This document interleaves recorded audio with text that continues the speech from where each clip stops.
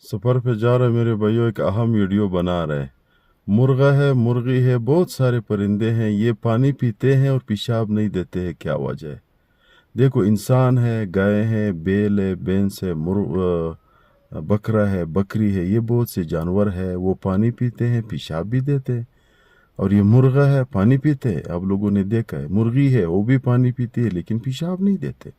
اس کی کیا وجہ ہے یار؟ اس کی اہم وجہ تو ہوگا۔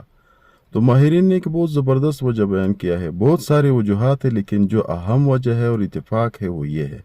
وجہ بتانے سے پہلے آپ لوگوں سے گزارش ہے، چینل کو سبسکرائب کریں، ہمارے حوصلہ افزائی ہو جائے گی، آپ لوگوں کا نقصان ہی نہیں ہے۔ وجہ یہ ہے کہ جو گائے ہیں، بیل ہے، بینس ہے، ان جانوروں کی، انسان ہے، ان جانوروں کی گردے ہے۔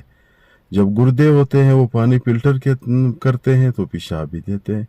اور جو مرغا ہے، مرغی ہے، ان کے پرندے ہیں، ان کے گردے نہیں ہے۔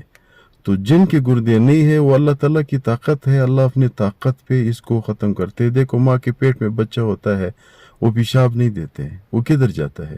وہ اللہ کی ایک طاقت ہے، ایک نظام ہے۔ جنت میں بھی لوگ جائیں گے، وہ اس طرح اس کے حاجات کی ضرورت نہیں ہوتی، وہ اللہ کی طاقت ہے، نظام ہے، اللہ تعالیٰ اس طاقت کو چلا رہا ہے۔